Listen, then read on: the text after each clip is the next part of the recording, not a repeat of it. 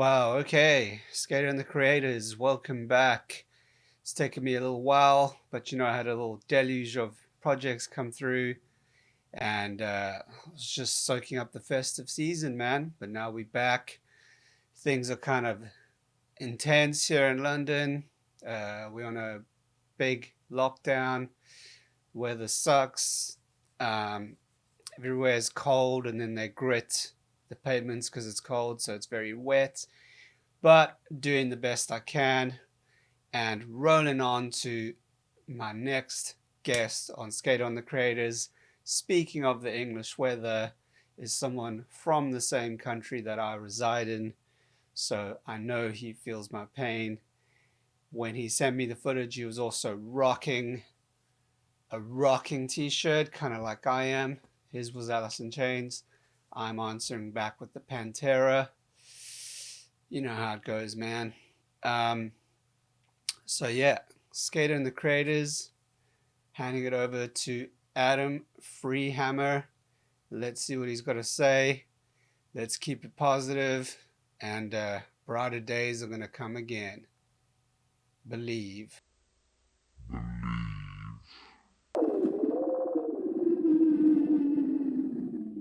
Hi, first, I just want to say thanks for having me on your channel, and I'm going to try and do my best to answer these questions. So, firstly, let's have a look at this. My name.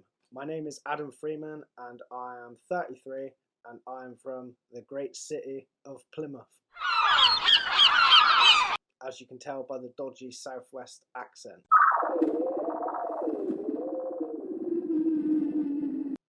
Alright, so my creative outlet. Well, my YouTube channel is called Freehammer Skateboarding. The Freehammer thing is like a nickname. Some of my friends call me Freehammer, so that's kind of stuck. I normally go by that, to be fair, instead of my name. I do also have an Instagram, and that is Fab Freehammer, I believe.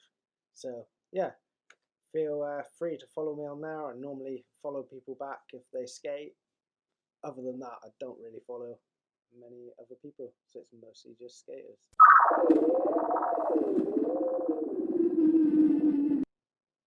As for like the message that I'd sort of put out with my videos, I don't really have a plan. Like, I just sort of do whatever I feel at the time. Sometimes it's tutorials, sometimes I've done reviews, sometimes it's just sessions with friends, but really it's just anything I feel I'm interested in at the time.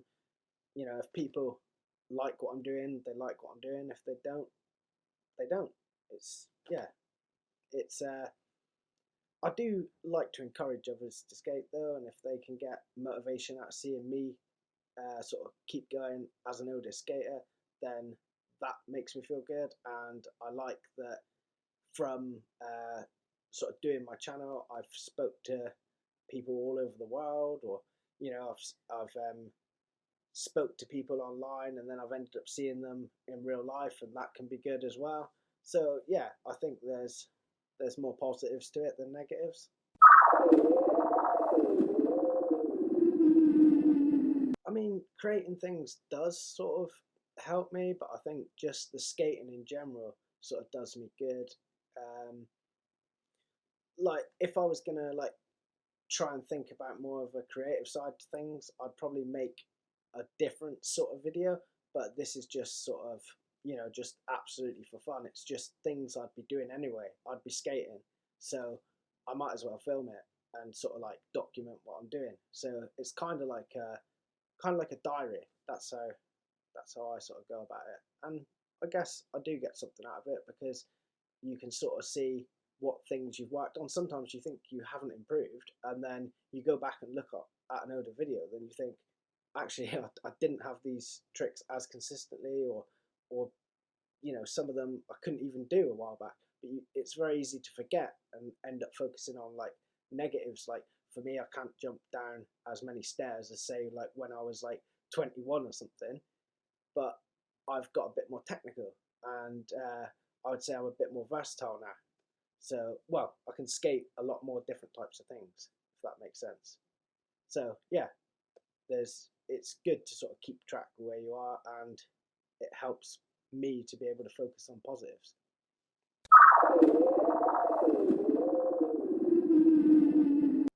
Okay, so to my beginner self, I'm kind of going to answer this in two different ways, actually.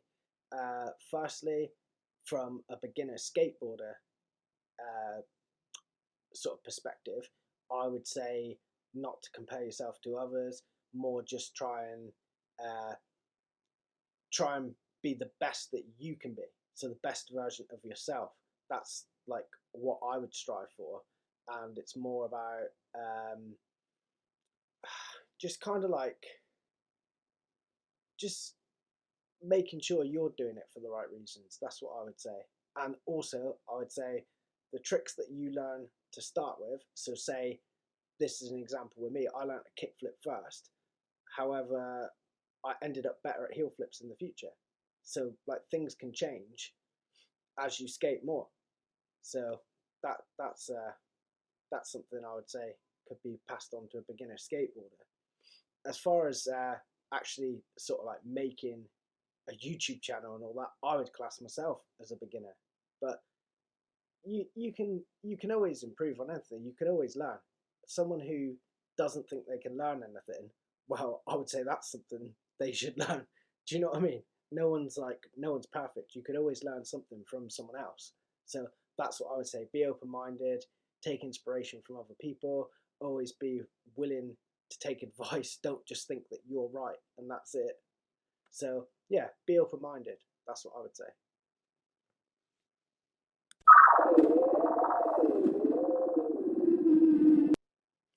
Friends and family. Well, I would say majority of friends, like real friends, I would say it's positive. If they're into skateboarding, then it gives us something to talk about.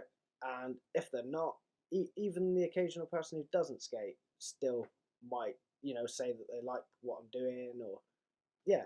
So that's mostly positive with friends. I've had a few like negative things here and there, but I would say they weren't really my friends anyway. It's something I'm doing for fun. I'm not trying to be like a pro or something. So, you know, what can you say? As for family, I get the sort of thing where a few people will think you're too old, you could damage yourself, or all this sort of stuff. But if you listen to everyone, you'd never do anything. So I don't really let it bother me too much. So yeah.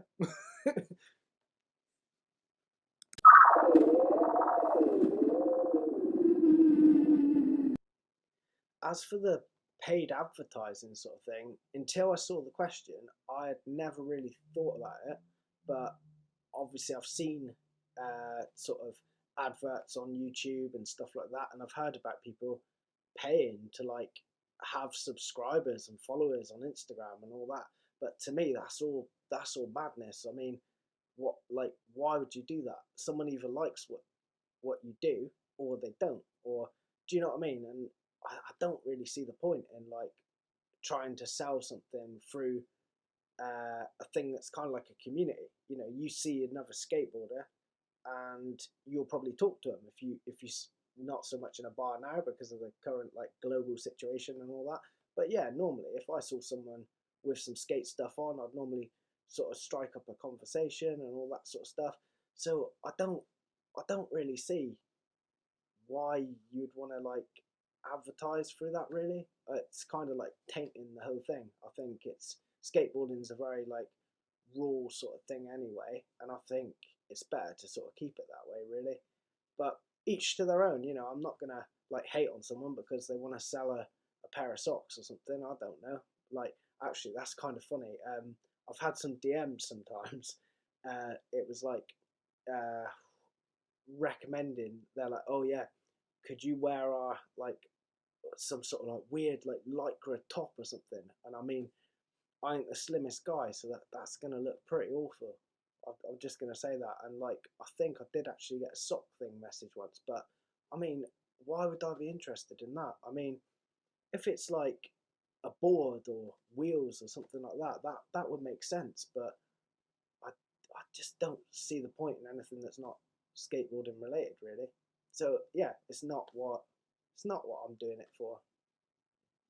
Anyway, yeah, I don't know how else to answer the rest of it, but thanks for having me on your channel, and thanks for anyone who watched this as well.